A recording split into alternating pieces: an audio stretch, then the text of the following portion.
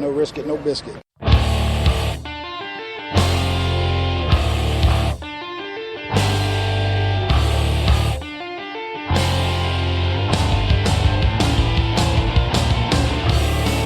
Arizona Cardinals fans, do you see red?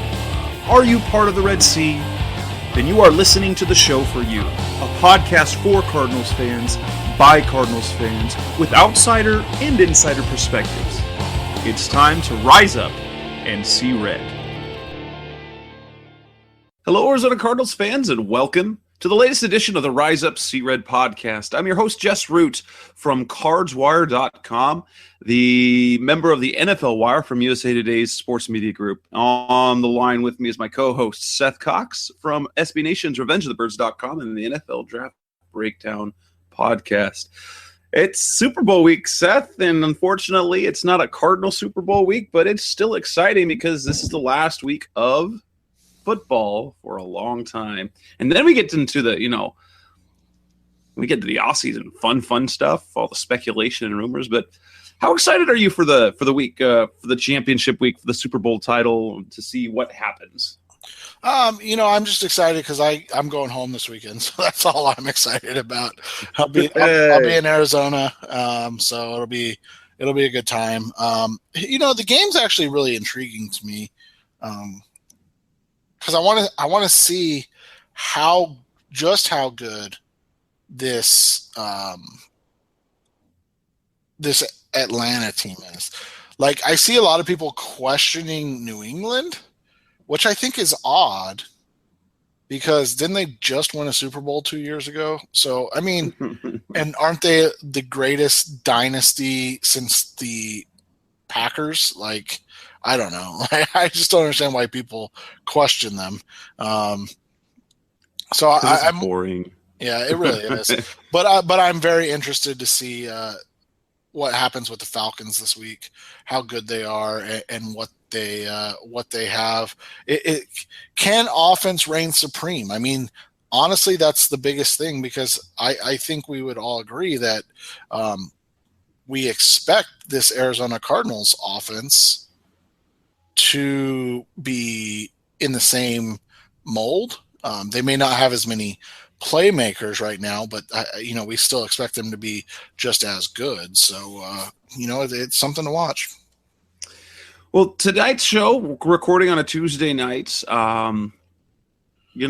originally this was going to be, we were basically going to talk Super Bowl type stuff, talk Senior Bowl, talk Super Bowl. We didn't really anticipate much in the way of news on the Cardinals, but we've got some actually kind of surprise stuff. So we're going to be talking about that up on the show. So we've got some coaching changes, potential updates for the status of Larry Fitzgerald and Carson Palmer.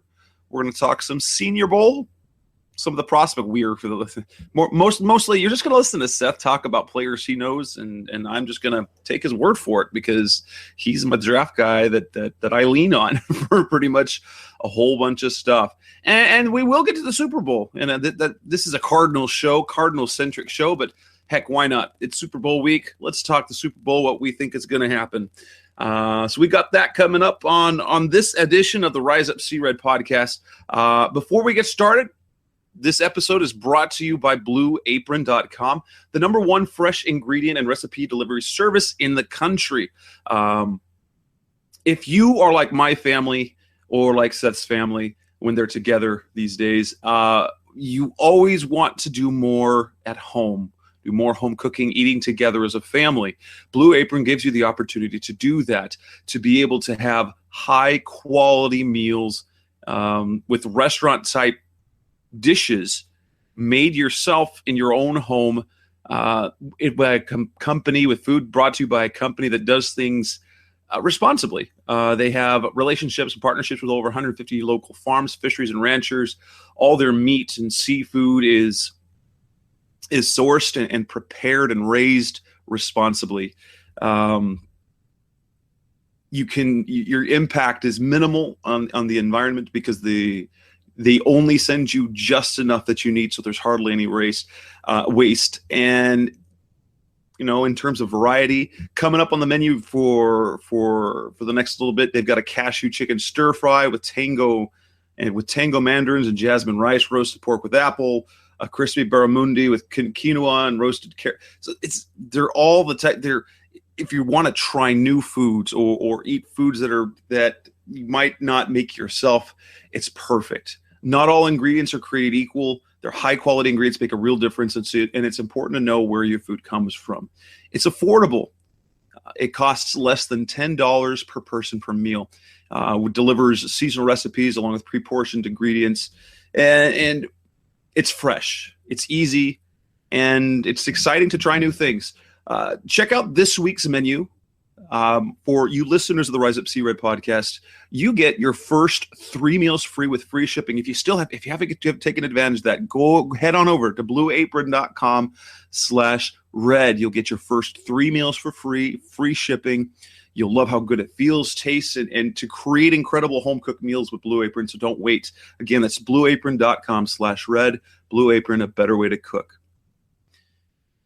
And that brings us to the first segment of Rise Up Sea Red, and we're going to talk about, well, the news. There's plenty of news right now. We're going to start with the biggest, and that is the decision, the coming soon decision of Carson Palmer and Larry Fitzgerald.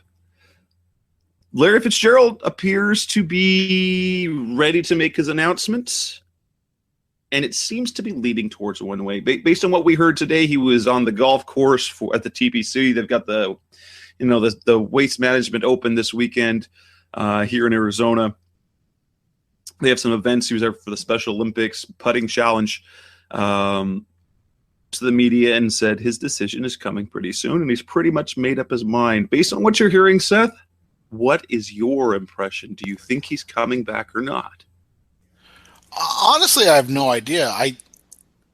You want to say he is, but in the same time, like, why is it such a mystery still? Like, if you're coming back, why not just say you're coming back? That's what I don't get. But it doesn't matter. Like, I don't mean this in a negative way, but it doesn't matter what we, the fans, know. So that's the reality. Like, if he's already informed the Cardinals and said, hey, I want to announce it myself, but after the Super Bowl or something, but I'm coming back, then that's all that matters. Because as much as we like to think that we're the most important part of what goes on with the Arizona Cardinals, we're not always. So, but I don't understand the secrecy if he's coming back. That's the one thing I don't get is, like, why? Like, why is this such a hush thing? The thing for me is, maybe deep in his heart knows he wants to, but he just wants to make sure. Especially having set out the Pro Bowl with an injury. He didn't say what it was. It was kind of undisclosed, but I suspect it was the knee. I think he's waiting to find out how his knee holds up or how it feels after the season. He had the MCL strain early in camp. He was on the injury report for it. So it wasn't a Richard Sherman thing, guys. It wasn't quite like that where it didn't go unreported. He was on the injury report for it at some point during the season. And I can tell you that knee was treated. It was wrapped. It was, you could tell it was something of concern because of the way it was handled during the season before and after games. So maybe that's it. Comments, the things that he said in particular, talking about, top 10 offense, top 10 defense. You really think he really thinks that the Cardinals can make a go for it. So it makes you want to think that, yeah, he's coming back. But at the same time, if he were leaning that way, yeah, why? Like, how is he going to make this announcement? Because if he's going to play, it's not going to be a big press conference. I mean, I'm going to hold a press conference and say, yeah, I'm playing. It's going to be a tweet or I speculated that the notion, if he happens to win the Walter Payton Man of the Year, which he is up for this weekend with the NFL honors show. That might be a case where he wins, that he says, hey, see you next year, see you next season. Yeah, that could be but it. But what if it's the other thing? What if it's that he wins it and he announces that he's retiring because he's, accomplished everything that he can except, winning a Super Bowl? That could be it. Except for the way we've seen other retirements, it comes in the form of a press release, a press conference here locally, where all the media gets to speak. That's how Kurt Warner did it. Darnell Dark came back. Adrian Wilson did it. It would seem to me if he were going to retire that it's going to be a much bigger deal than, because when you say you're coming back, you're not going to have a press conference about it. You're just going to say it somewhere. He's going to tweet it. He's going to say it at the awards announcement. It's going to be something at the Super Bowl. But I really don't anticipate anything before the Super Bowl because knowing how Larry is, he's a company guy. So he's not going to try and take the attention away from the big game. And it would surprise me if he announced something on Saturday. So I think it's not coming until at least next week. And he's already said that February, at least February. So a couple of days, couple of weeks, as he alluded to. But my gut, at least with him, even though I was really wishy-washy before, I think it's leaning towards coming back. I think. But maybe I'm just hopeful because I think Bruce Arians. And that's the thing is I just honestly, I think it more goes to, does he know what Carson's going to do? And as we get to the Carson Palmer portion of this segment, for some reason, Carson Palmer's thinking about retiring, apparently, or not sure if he wants to play. I don't know. Has he even said something yet? Like, is he saying, has he even said like, oh, I want to take some, like he just like that came up with Arians, didn't it? Well, he said after New Orleans. So it was the last home game of the season. He said he expects to come back, but he hasn't thought about it. He expects to come back. Then there was the thing that Arians said he hasn't heard from Palmer yet. Palmer texted Bickley and said, I guess nothing's official until it's official, but it's not like he was withholding. He said, I always take this time of year off. So, that's an interesting, it's kind of an interesting thing. And then Ian Rappaport's report that came out just a couple days ago. How beat up he was and how it seems to be the feeling around the league that Palmer's done. So... yeah, so that's why I wonder about Fitz, because maybe he knows Palmer's going to call it a career, but he's waiting because he doesn't want to he wants to give Palmer a minute to like you said, is that really what you want to do? Because I don't know. Like, it would just be so much easier if these guys would just be like, hey, we're coming back. Because this whole thing, this whole offseason, really, I mean, all of our previous, and this is a selfish thing, like, not even from a fan perspective, but from a writing and podcasting perspective, everything we do is with the base thought that Palmer and Fitz are gonna be back, because if Palmer retires, you assume Fitz retires, right? It would make more sense for Palmer to return without Fitz than Fitz without Palmer. I would think, at least. But especially things that Fitz has said before about he doesn't want to do it again. He doesn't want to do it again. You keep writing a good thing as long as it goes. And if it's Drew Stanton or Mike Glennon or some rookie, is that going to be what he wants to do? You can't imagine, because the only thing left is a title. That's literally the only thing left. And is anyone honestly going to take the Cardinals seriously if it's not Carson Palmer starting? Drew Stanton's nice, and they might contend for a division, maybe. But he's going to get hurt. He always has. Mike Glennon. As promising as Glennon and all the reports, John Gambador is dead set on this, is that the Cardinals love Glennon, but they didn't draft him. and they haven't traded for him. And the Bucks went out of their way to draft a guy.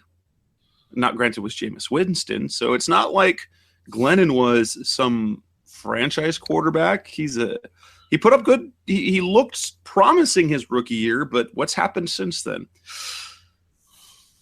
They're not going to be title contenders if it's not Carson Palmer. He's really the piece that matters.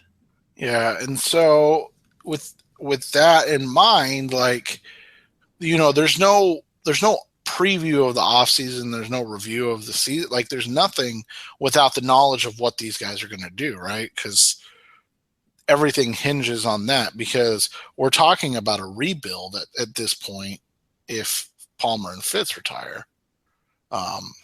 You know, it may not be a complete overhaul rebuild, but you're probably not going to re-sign Calais or AQ Shipley, because you're going to want to let Gunter and Kimbiche and Bame all play at that point. So I don't know.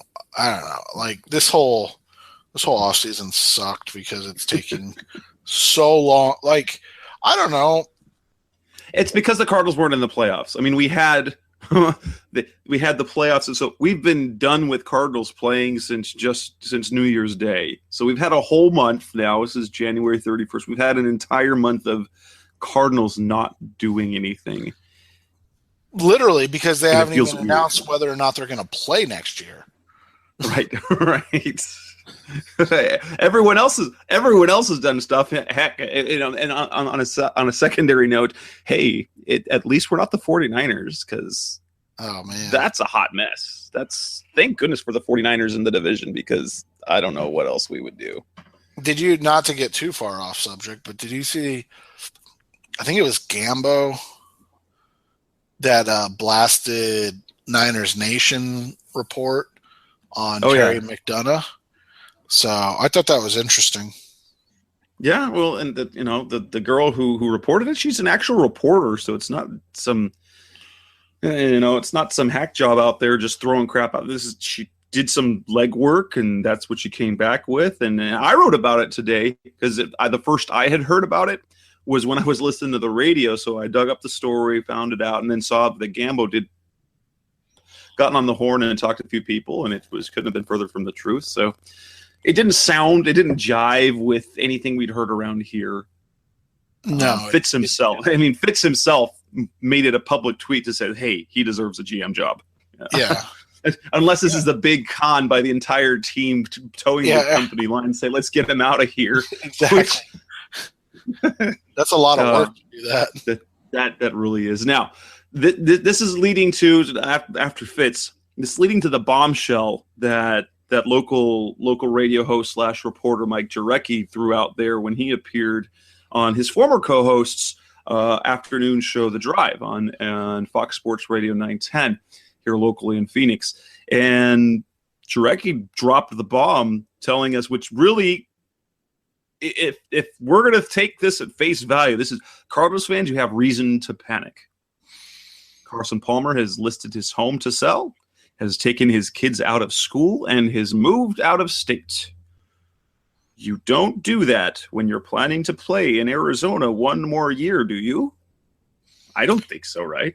No, and you and I talked about this a little bit before the show. Our buddy Ganell on Twitter, she said something that made sense. Like, more than the house selling thing, and more than whether they moved out of state or not, the thing that would make sense if he was going to abruptly retire would be him pulling his children out of school so they don't have to face the asinine behavior of adults if their dad was to, and we're not saying that they are, but if their dad was to retire, kind of out of the blue.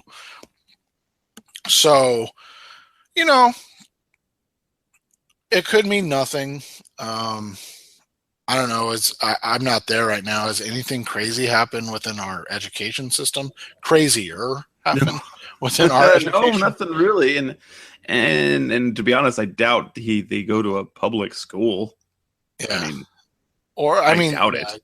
Exactly. So, yeah, you wonder, you know what?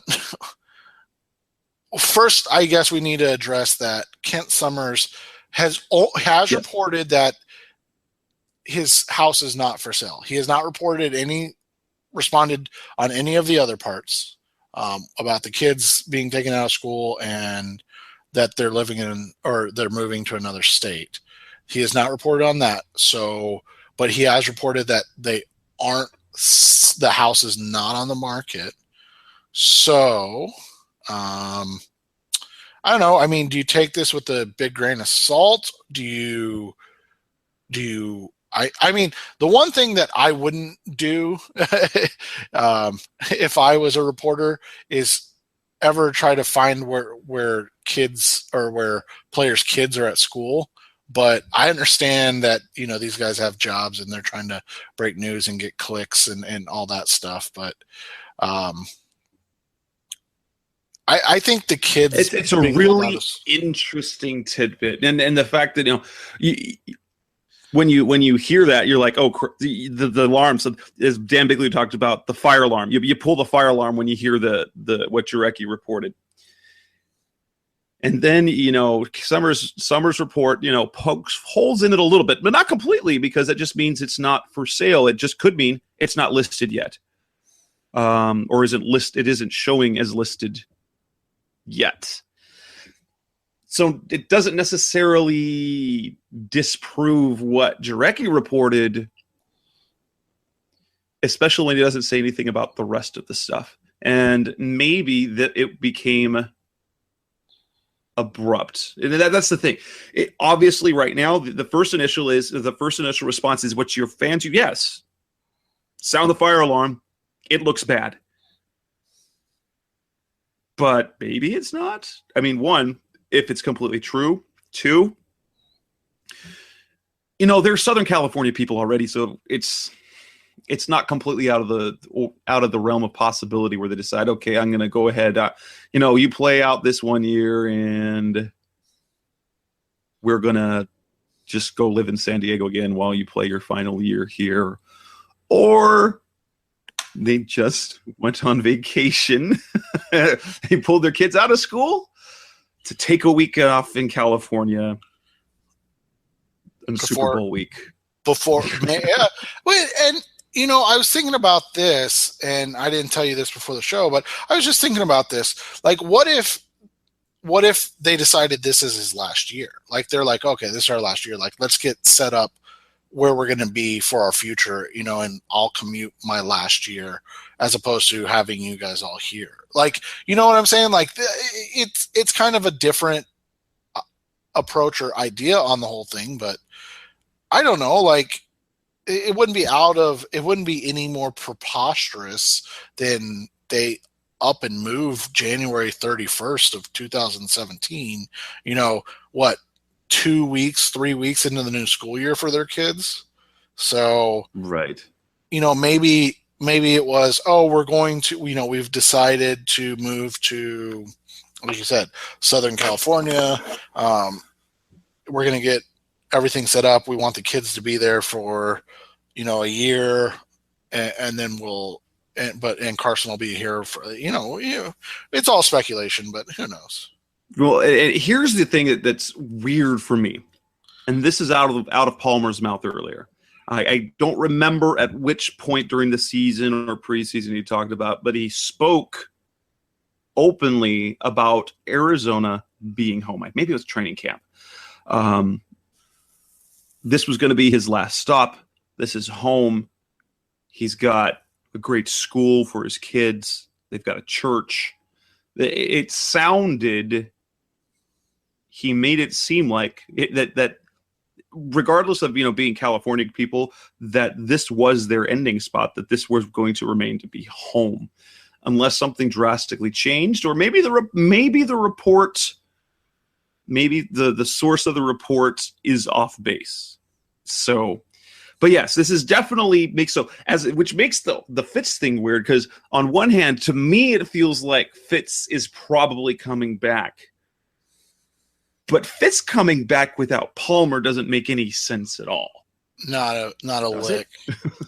It doesn't, and so that's why I'm so confused. Is probably not the right word, but like, I just don't understand what's going on, because you nailed it. Like, you're not, like, Fitz isn't going to do this again with another new quarterback, even if it's Drew Stanton. Like, does he really want to play with Drew Stanton? Like, he's done that. He played with Kevin Cobb. He played with John Skelton. Like, he's played with below average quarterbacks. So I don't know.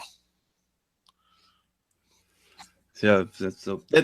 So for those of you listening, even though it sounds like the answers are coming soon, it seems every bit as confusing as it did before.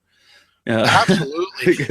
More confusing because it seemed a foregone conclusion that Palmer was coming back, and then wait, what? Maybe what? Yeah, now it's like now you do a double take. Like, what is going on?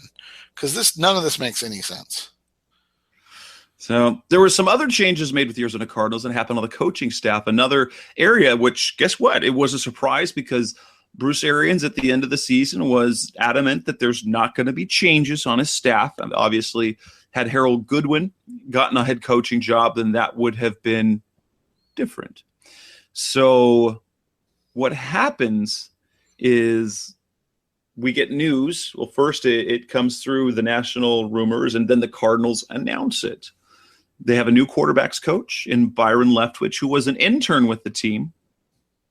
Former first-round pick, drafted just a few picks behind Carson Palmer. He's a little bit younger than Carson Palmer and is very familiar with the Bruce Arians system, as he was on the Pittsburgh Steelers as a backup when Arians was offensive coordinator there. He's now the quarterbacks coach. Freddie Kitchens, who was the quarterbacks coach and when he was on Ken Whisenhunt's staff was tight ends coach, now moves over to running backs coach, which is interesting because that meant that Stump Mitchell is no longer with the staff.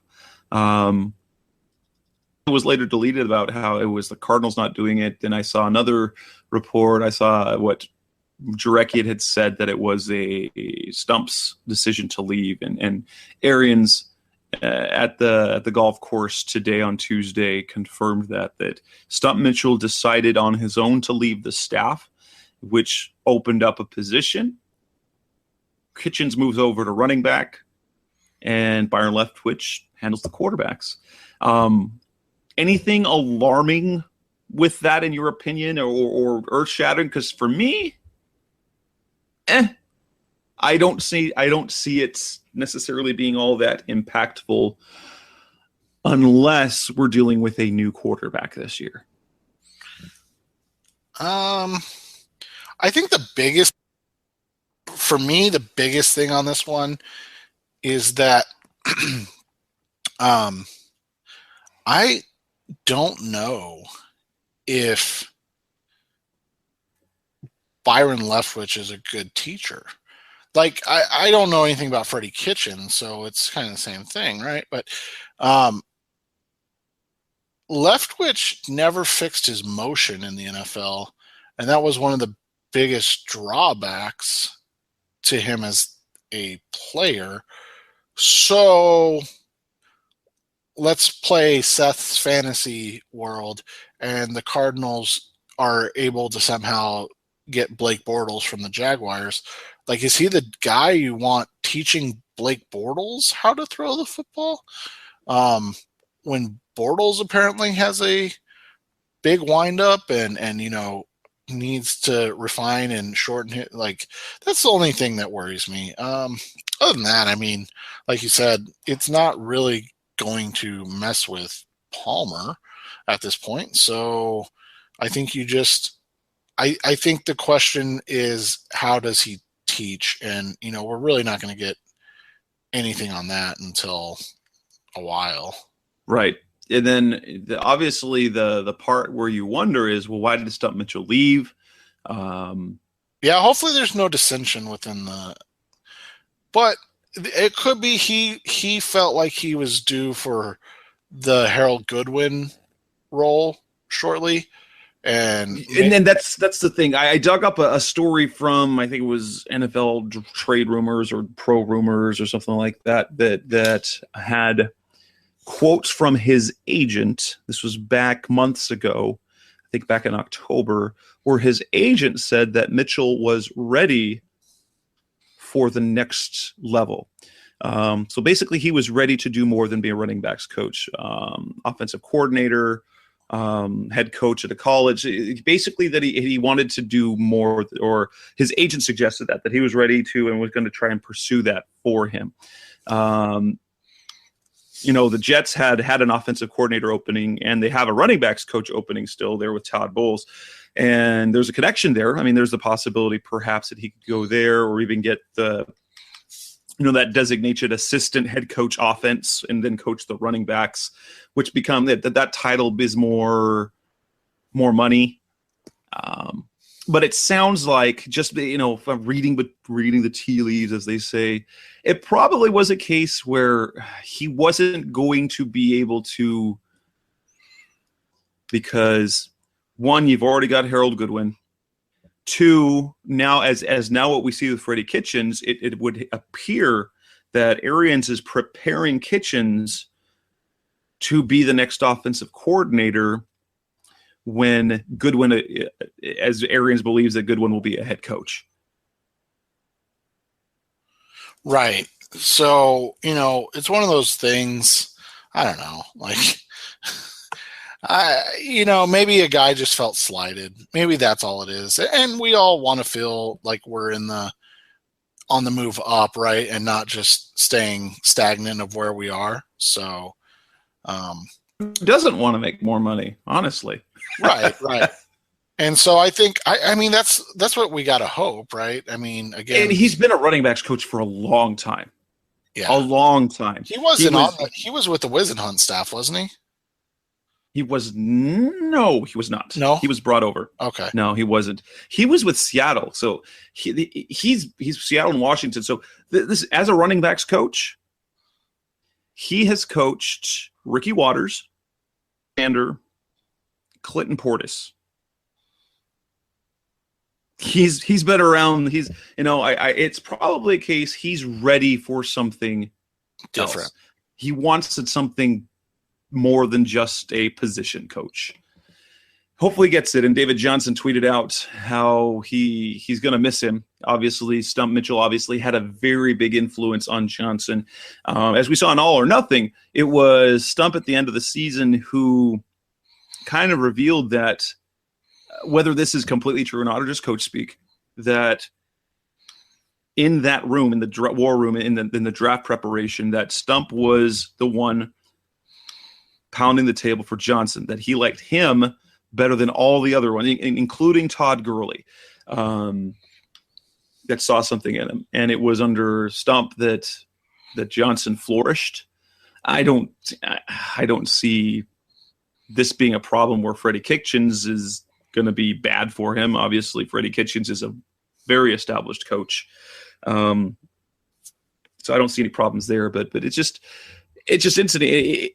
And on a staff that you expected to see no changes, you have someone walk away on their own, and now you've got another Arians guy. I mean, good for Arians. I mean, you can tell, especially where he is in his career, not only is he coaching for himself, he is actively trying to promote and help his staff members. Often, Harold Goodwin, you can tell he saw in Goodwin when they were in Pittsburgh, he's like, he's my guy. He's coming with me, and promoted him up each way. And Todd Bowles is the same way. Freddie Kitchens, it looks the same way. James Betcher. And now Byron Leftwich appears to be the latest of that. Yeah, and, they have what seems like a good coaching staff. I mean, so you would think that that's just going to continue and grow. So we'll see what kind of happens moving forward. I just don't know what a quarterback's coach does in this room. Like, I'm really not trying to be rude. No, from what I understand, but what I heard from Arians is that it's more or less, especially in this situation, if it's with Palmer, it's another set of eyes, a guy who's very familiar with the offense, about reads, about sights, about progressions, and I would guess more than that of the concepts of the offense, of understanding how things go. I don't know how much in terms of, I'm sure quarterbacks deal a little bit with footwork and with arm motion and release, but it's probably more to do with anything else. It's the mental side and the preparation and everything like that. Okay. But I don't know for sure. That's what I'm saying. Like I would understand. And I'm not saying that they don't need a quarterbacks coach or whatever, because they have Zach Dysert. Like you said, the in-game eyes and all of that stuff. Like, does Kitchens set up in the booth? I'm imagining. Kitchens, I think, has been on the sidelines based on photos I've seen him. He's a sidelines guy. Right, then whatever. I don't know what they do then.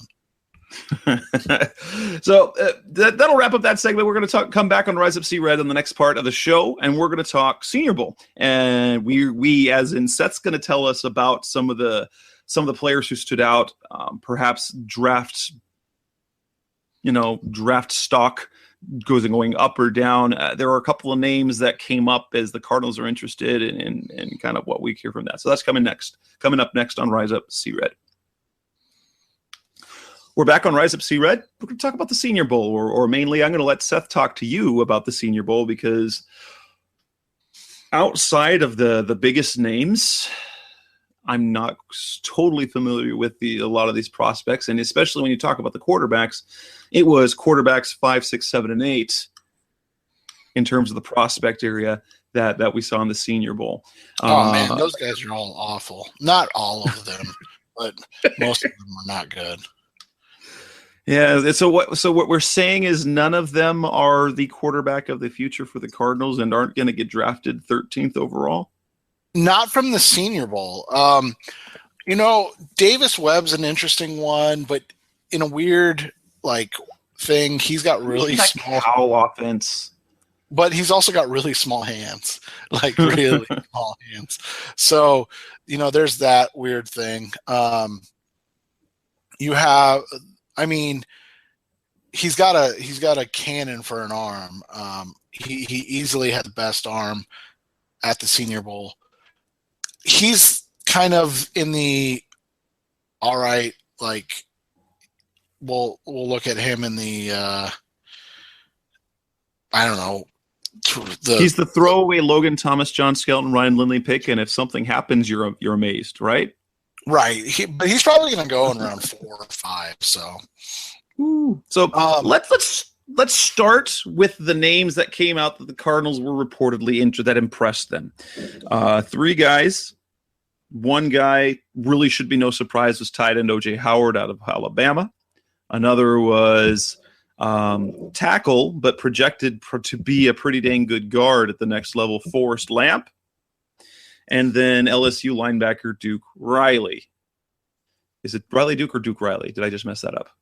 I think it's Riley Duke. No, I don't know. Stupid. It's like Pierre Olsen Pierre. What are these?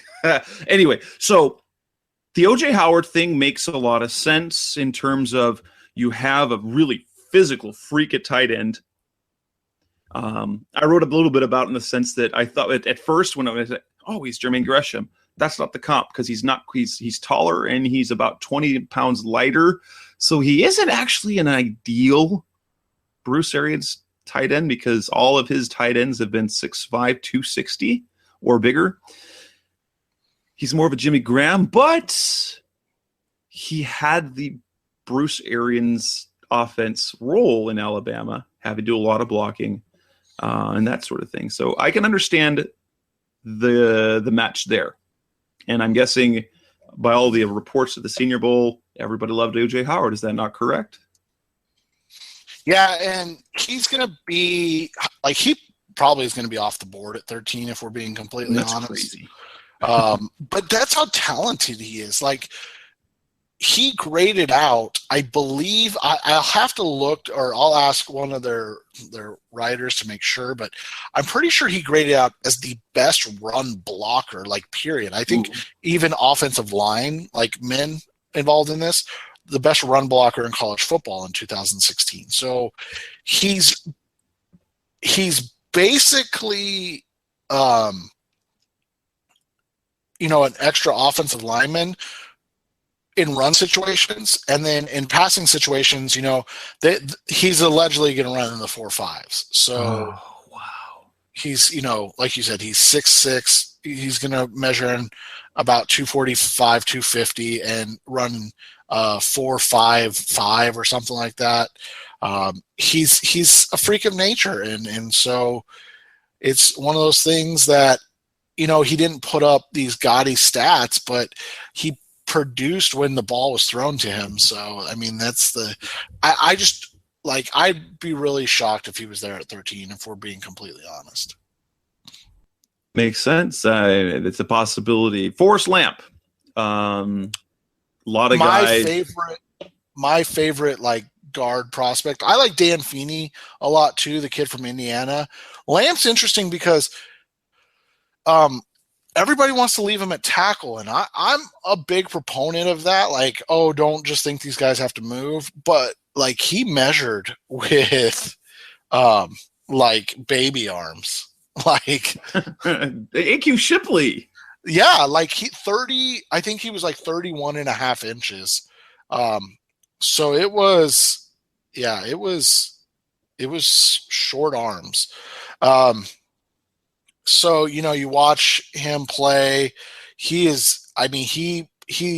held up Jonathan Allen and Tim Williams when they played Alabama.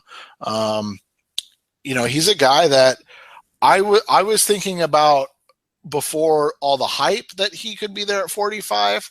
I'm not sure he's going to be there at 45. But if he is, he would make a lot of sense because he does so many things, in the sense that he can play right guard this year if that's where you want him. He can take over for Mike Upati in 2018 if that's your cut, the guy that you're cutting to save salary cap room. If not, if you're moving on from Jared Valdir, he can move out to right tackle in 2018. So he's versatile. He was even snapping at the Senior Bowl. So not that I think the Cardinals are in the market for a center, but it's the fact that flexibility. Yeah, exactly. It's the fact that he can do literally everything. He's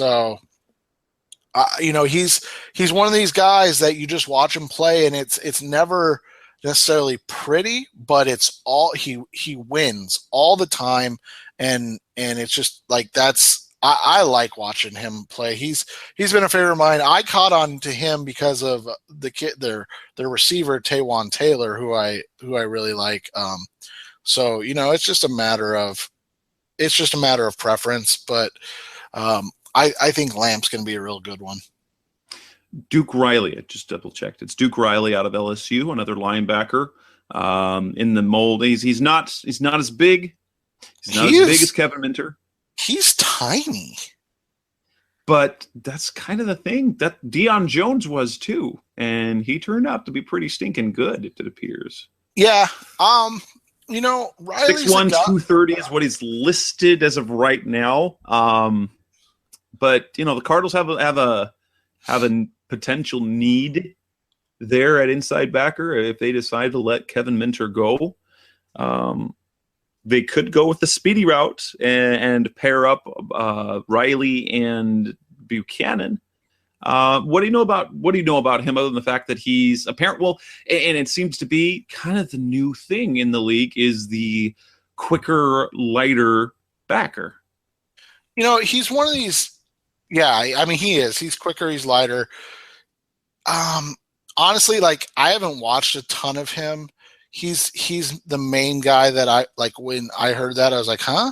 Like, I didn't see that coming. He's he's a guy that he's a run and chase linebacker. He's like you said, he's speed. He's not a big guy. I'm trying to find his weigh-in results. Duke Riley. Yeah, so he measured under 6'1" and 200, and he's 231 pounds. So, I mean, he's he's actually well put together because he's not even 6'1". So, it's interesting that he would be the guy that they were interested in when Riley wasn't, necessarily one of the better linebackers at the that played in the game and during the week. But he kind of checks those boxes. I'm interested to see what he runs, because if he is, quote unquote smaller, he's got to be able to move a little bit, right? Hopefully. So that'll be interesting. He played mostly special teams his first 3 units, which is a plus. And the Cardinals have a thing for LSU linebackers. Obviously, Kevin Minter. I don't know how much the Cardinals looked at him, but Deion Jones was a guy that popped up in some mock drafts for the Cardinals. Lamar Lewis, undrafted guy, showed up, in the preseason, made the roster to start things off, and got hurt. But Duke Riley, the Cardinals do love themselves some LSU players, and it'd be an interesting thing to see the direction they go, especially if they decide to move on from Kevin Minter. So now, that's about all I know. That's all I know. So you talk. I'm reading about him, about what he's supposed to run. So you know what? Maybe, they're saying he could run in the low or in the high 4.4. So if he does that, that's probably going to be what it entices everybody. NFL Draft Scout has him listed as as their 7th rated, like, off the ball linebacker. So that's about right. He's a day 2 guy. I got a text the day that I think it was Gambo talking about this. Yes. And I guess whoever texted me said, are they talking about Duke Riley at 13? And I'm like, I don't even know who that is. Like, what are you talking about? And so then I went back and listened. And so I think Gambo was given like if this was day 1, round 1, round 2, and round 3 type. Perhaps, yeah. So, and you know what? If he was there in the 3rd round, that could make sense, because he's a guy that he's going to have a lot of questions about him. Because like I said, he is 6'1", or 6'1.5", 231 pounds. So he needs to run in that 4.5 range to be considered, a viable option, similar to, like you said, like his teammate last year, Deion Jones. So who are the other players? So actually getting to the practice of the games, the game itself, the Senior Bowl, who are players that stood out to you that perhaps might fit for the Cardinals, depending on where they're drafted? But tell us more about some of these players. I did not see the entire Senior Bowl. I saw most of the second half, and the one thing that kind of caught my ear, in fact, was the comment about ASU's kicker Zane Gonzalez, and the comment that Daniel Jeremiah made about how there was, I can't remember if it was a scout or some scouts of 2 decades of experience, said he was given that Gonzalez got the highest grade that they've ever given for a kicker. And, that sort of went ablaze on Twitter for a bit, because the Cardinals could use a kicker. Not that they necessarily want to use a draft pick on it, more, be the Buccaneers taking Roberto Aguayo in the 2nd round, or the Raiders and taking Sebastian Janikowski in the 1st. But, if there's a sure thing in terms of a kicker, he looks like it. Yeah, and some of the guys that stood out, and we actually talked about this last night on the Draft Breakdown podcast, with Gonzalez is, the best kicker in the NFL is Justin Tucker, right? And he was undrafted. So it's not that you can't draft them. It's just that it has to be about opportunity cost. And what's it going to cost you to draft Zane Gonzalez? Is it going to be a 3rd round pick or 4th round pick? Because that's probably not a good, utilization of your picks. But like you said, if you get him in the 5th round or 6th round, I think it could make sense. the guys that really stood out in the Senior Bowl. The first one I wanted to mention was Hassan Reddick from Temple. I don't know if you heard about him during the game at all, but Reddick is a guy that he played kind of like an edge position at Temple, and they converted. I guess that's a terrible word because it was a week, but he was playing like an off-ball position at the Senior Bowl. And Lance Zierlein of NFL.com compared him to Ryan Shazier. He's got some juice in him. He's super athletic. He's a long guy. He's 6'2". He measured in at 237. So he's going to be interesting to watch because I think he's going to end up being in that late first, early second round. So maybe if he's there at 45, he could be a guy. Again, if he moving into that inside linebacker role. I talked about Dan Feeney a little bit. I think he's probably the best guard, like pure guard in this class. He was completely dominant at the Senior Bowl the entire week. And he's just a guy like, again, I talked about it. I don't know if he's going to be there at 45, kind of like I was talking about with Forrest Lamp. But if he's there at 45 and you're saying, okay, we want a right guard this year, but he's going to be a left guard next year because we're going to move on from Mike Upati, Dan Feeney's the guy. I mean, I think he's going to be, there's no sure things, but I think he's going to be the closest thing to a sure thing. We've talked about the tight end position, obviously with OJ Howard. Evan Ingram played really well. So he's just a different breed of tight end, right? Like he's going to be he's going to be more of a kind of a move tight end. He's going to be a guy that they line up around in different spots. They compare him kind of, I saw today without, the murders, comparing him to Aaron Hernandez. So he's, in theory, if he's your tight end opposite Jermaine Gresham, I don't think that's a bad thing. So, but again, that means that you have to get Gresham back because you have to have that tight end that can block and play in line more than Ingram will. What other, guy, Montravius Adams is a big dude from Auburn. I talked about him at the very beginning of the season. I thought he had the chance to be like the biggest riser in the draft, and he just never really took hold of it. He's got kind of a lazy streak, but he is, when he's on, he is a dominant player.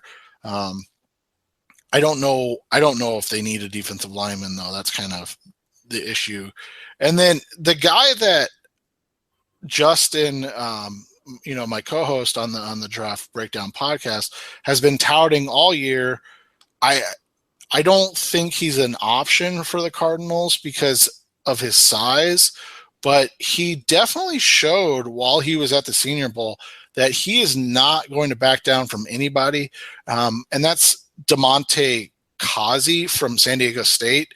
I felt like he was probably the most aggressive and dominant kind of corner there. He reminds me of Brent Grimes, right? Like Grimes wasn't always the biggest dude, but he was always physical. Yeah. And like, Rappy.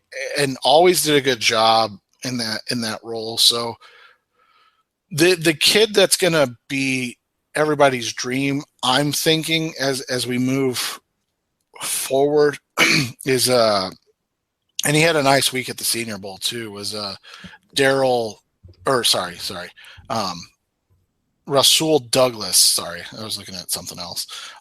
Douglas is 6'2", so when you talk about size, he's got that. So, you wonder with these guys why they didn't show out when they played at West Virginia or things of that nature. So I always worry when you see a guy like Douglas, is he going to move well enough? Or is he, at 6'2", 200 pounds, is he going to be like Stanley Jean-Baptiste? You remember the guy that the Saints drafted, I think it was 3 years ago, that was 6'3" and like 215, and then I think he's out of the league now. So that's always the question you have. Wide receivers, I'm going to tell you this, and everybody knows I'm anti-wide receiver early anyways, but you saw at the Senior Bowl why I don't want to draft a wide receiver at 13, whether it's Mike Williams or Corey Davis. And I think Corey Davis is going to be a phenomenal player in the NFL. I think Mike Williams has the chance to be a very good player in the NFL. But you saw Cooper Kupp, a bigger 6'2", 200-pound wide receiver. Josh Reynolds is 6'3", almost 190. He can move. You had Zay Jones had a great game. He's a nice ball player. But, and I've talked a lot about Taywan Taylor and the fact that I think he's a carbon copy of Golden Tate in terms of ability to move once he gets the ball in his hands. So are any of these guys number one receivers? Probably not. But how many teams with dominant number one receivers have had, a ton of success? You look at Atlanta this year, and that's really the last one that I can remember. Demaryius Thomas is a nice player, but, he was outpaced by Emmanuel Sanders. The year before that, again, Calvin Johnson had the whole years with the Lions, Larry Fitzgerald. Unless you're looking at Antonio Brown. But he was drafted in the 6th round. And he was overlooked. So, I mean, I don't see the point of drafting a wide receiver early, because I think if you have two high end, number two receivers, like you look at what New England has or what Seattle has, you have guys that can make plays with the ball in their hand. Maybe they're not dominant, take over the game types, but they can make plays. I'm fine with that. So, and that's not a shot at anybody. I think Corey Davis is going to be a really good player. I prefer him over Mike Williams, who just gives me a Michael Floyd vibe, and that's not like a bad thing. I think they're similar as prospects in the fact that I want to see Williams create more separation, but the Senior Bowl boasted a lot of talent and outside of the quarterback position, which was completely atrocious. Davis Webb and Josh Dobbs are the only two players that played there that are really worth a draft pick. If somebody's going to draft Nate Peterman, I don't know why, but I wasn't impressed with this grouping as a whole. It was kind of underwhelming and disappointing, and it made it harder to evaluate everybody else. Justin and I talked about it on the show last night. The offensive tackles in this group were similar to the quarterbacks, very bad, and so it kind of you now have all these questions on whether or not the edge players are actually good, or if those offensive tackles are just that bad. So that made that kind of difficult. We've talked, I don't know, have we talked about on the show maybe a little bit that maybe they would take an edge player at 13, yes, and franchise Chandler Jones and then move on from Jones next year and kind of try to get Marcus Golden at a discounted Chandler Jones rate. So, that's something I could see. But I think overall the week was okay. It was ran down by bad quarterback play, which unfortunately kind of dictates how those all-star games go. And so when you have bad quarterback play, you end up typically with a not so great game to watch. But you know what? The Cardinals are going to have a lot of options at 13. It's going to be interesting to see which way they go. Because I'm not sure what the best route is, but the only player at the Senior Bowl that I saw that was worth the 13th overall pick was probably O.J. Howard. You could probably sell me on Dan Feeney, but I just don't know if the Cardinals can invest the 13th overall pick in a right guard. Lineman. And it's not everybody wants to talk about it and say, oh, they need to invest in the offensive line, but it's like they have. At some point they need these guys to play up to their investment level. The linebackers, I'm telling you, this is going to be a fun class of linebackers to watch. I'm not a Ryan Anderson fan from Alabama, but you have some guys with some juice that were at the Senior Bowl this weekend and that were not at the Senior Bowl. So it's gonna be fun to watch, and I'm really interested in it. But the main names I would come away with for the Senior Bowl are Hassan Reddick, like I said, the guy transitioning from outside linebacker to an off-ball position, and and I think you need to know about the offensive lineman, Forrest Lamp and Dan Feeney, in case those guys are available in the second round. So that way you're not like, oh man, why did we just draft another offensive lineman? Those guys I'm telling you, are going to be very good. That makes sense. Well, that'll wrap up this next section of the Rise Up Sea Red podcast, and we're going to come back and talk Super Bowl. That's coming up next on Rise Up Sea Red. Some brands offer you low finance, or cashback, or servicing. Renault don't do ors. We do ands. The Renault Kadjar with 1.91% APR and €1,000 cashback and 3 years servicing, saving you thousands. Renault, the brand with the ands. Visit your local Renault dealer. Finance is made under a hire purchase agreement. Terms and conditions apply. Deposit required. Subject to lending criteria. See Renault.ie. We're back on Rise Up Sea Red for the final segment, and it's Super Bowl time. So, even though we do Cardinals stuff, we can talk about other teams. And we already talked about the matchup last week in terms of the intrigue. But now let's get down to the nitty-gritty. I don't know why, but maybe it's just boredom. Why are people doubting the Patriots? Yes, the Falcons have a dynamic offense. They're incredibly fun to watch, especially Cardinal fans. You see a team that the Cardinals should have been this year, but weren't. Only with a better defense. Is it just that the people are rooting for the Falcons because they hate Tom Brady, and they hate the Patriots, and they're tired of seeing them in the Super Bowl? Or are there real concerns? Are the Patriots going to have their hands full? I think it's going to be a good game. I think it's going to be a shootout more than anything. I think we're going to get in the mid to high 30s in this game. You're going to see like a 35-31 type finish. I think it's going to be fun. I think we saw from game one, we knew that the Patriots were going to be good this year because they beat the Arizona Cardinals.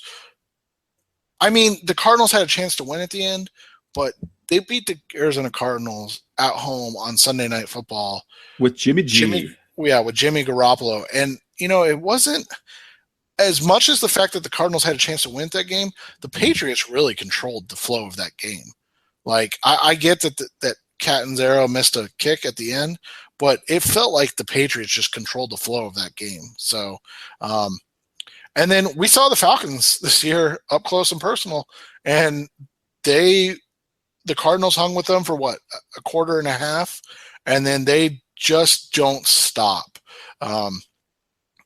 And that's what you feel like. You feel like if they get a stop on you, you're toast. Like that's what you feel like, because I don't know if anybody outside of the Patriots could keep up with this Falcons team in terms of scoring, and we've seen that pretty much every week. The Seahawks couldn't keep up with them. The Packers couldn't keep up with them. So it's going to be a fun game to watch.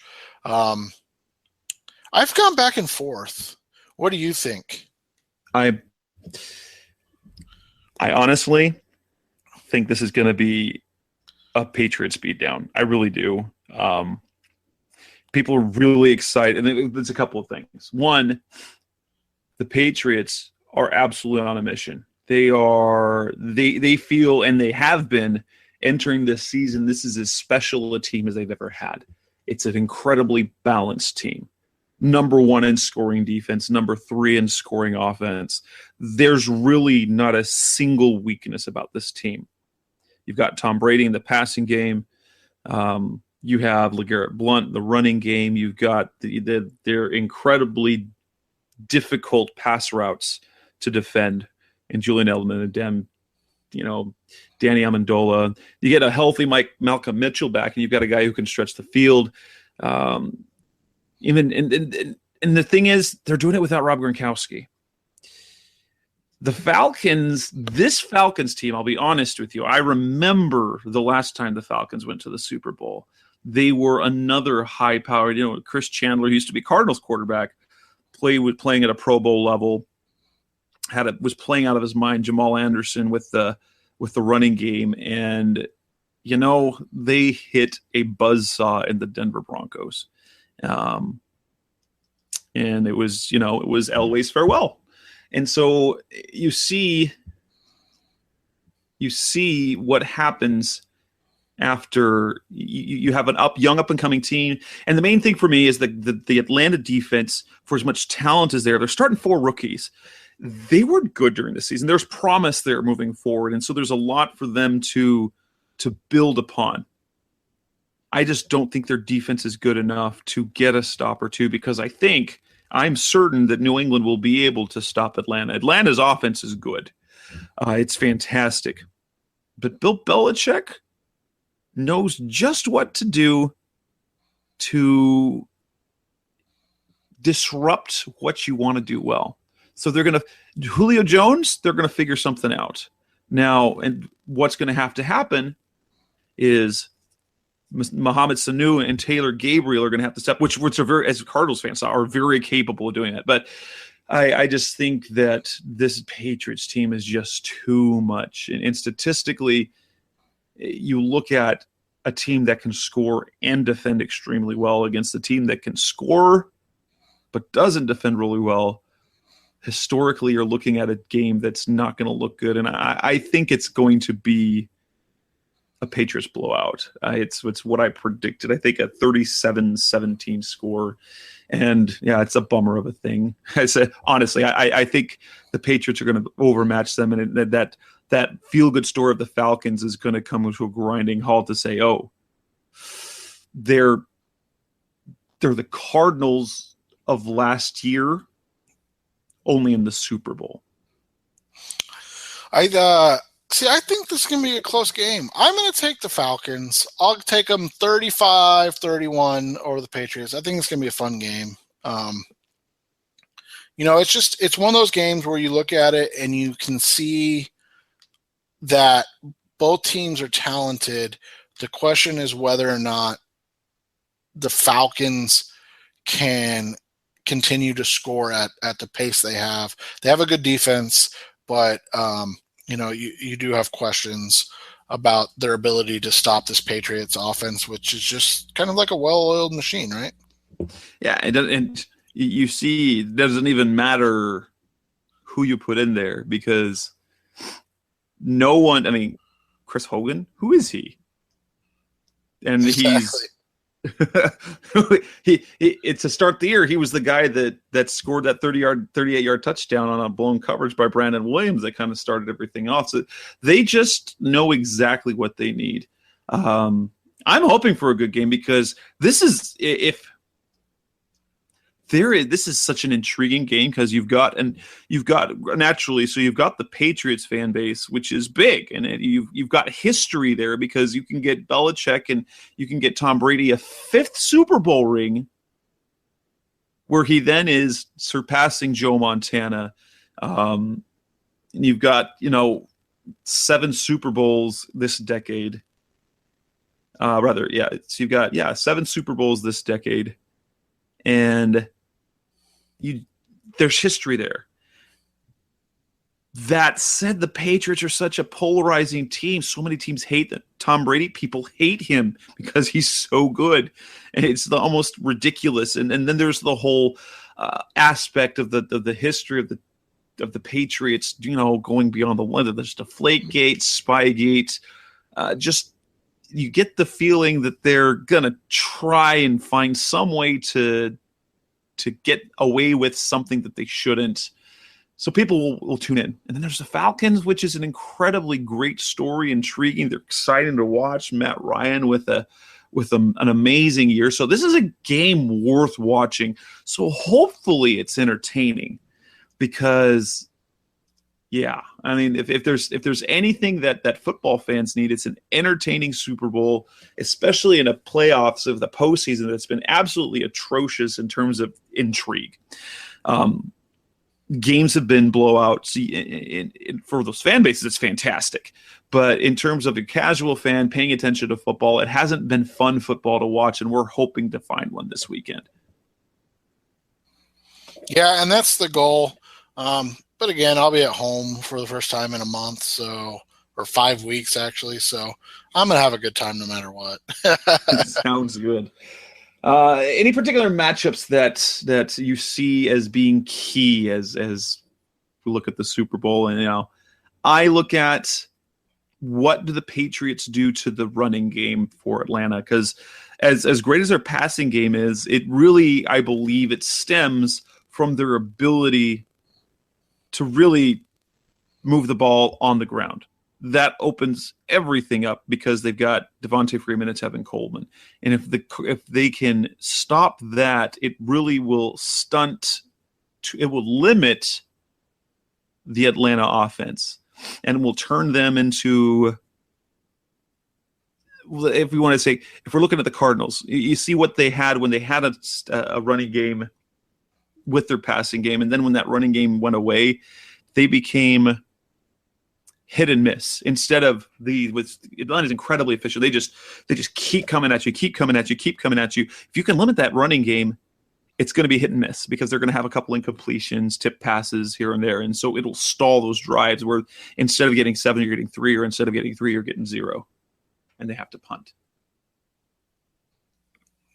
Yeah, and the thing is with Atlanta, that their weapons come from like 19 different areas, right? Like outside of tight end, they have an enviable offense, and their tight ends do enough to make you respect them.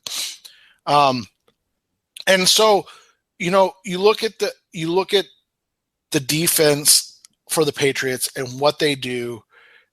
Can they consistently shut down that Atlanta attack? Because I don't, like you said, I don't know if Atlanta's defense can kind of hold on against that New England offense that we know is going to come out, spread the field, and throw the ball, get rid of the ball quick. LeGarrette Blount's going to do a nice job in the backfield. The question becomes, we've seen the way you have to beat the Patriots, and it's you have to give the opponent pass rush enough time to get there, right? And so the question becomes, can the Falcons do that? Are they good enough to do that? Vic Beasley and Dwight Freeney are nice. I don't know if they have the inside juice on the interior to really disrupt Brady and make him uncomfortable consistently. But I'm still going to stick with my pick that they're going to win, just for fun. But that's where the question is going to become: can they get enough pressure from the interior to really throw Brady off? And that's going to be key. Larry Fitzgerald's rooting for the Patriots. I don't know if it's for the history or if simply because Michael Floyd's on that team. Cardinals fans have another reason for a lot of them to root against the Patriots because Michael Floyd is on the team, and after his atrocious season added to his, very conspicuous ending to his Cardinals career, he might end up with a ring, although he probably is not going to be active for the game. Would you imagine? No. I mean, he got benched last week. So there you go. Seth's picking the Falcons. I'm picking the Patriots. He's picking them in a shootout. I'm picking the Patriots in a blowout. I'm personally hoping for a shootout either way because that's fun. There's not going to be a defensive struggle. Let's not think about that. It's not going to happen. So next time you hear from us, it will be all out off season. The Pro Bowl's done, the Super Bowl will be done, and we can look forward to some more. We're going to look forward to some more Cardinals off-season talk, free agency draft, and that's what's coming up over the next few weeks. I think the plan is to have a show next week, and then we'll probably slow down to every couple of weeks, perhaps. I think I've got that calendar like that. But that'll wrap up this edition of the Rise Up Sea Red podcast with Seth Cox, my co-host from RevengeOfTheBirds.com and the NFL Draft Breakdown podcast. I'm Jess Root from CardsWire.com. You can find the show in a number of ways. So if you found us on CardsWire, we're there. We're on Revenge of the Birds. Featured there. You can find us on Blog Talk Radio, which is the fine site that hosts our podcast. We're on iTunes, Stitcher Radio, Google Play, anywhere you can find any great podcasts. Hopefully we're among them there. On Facebook, Rise Up Sea Red, and on Twitter, Rise Up Sea Red. That'll wrap up this show. And here's to a good Super Bowl. Go Cardinals.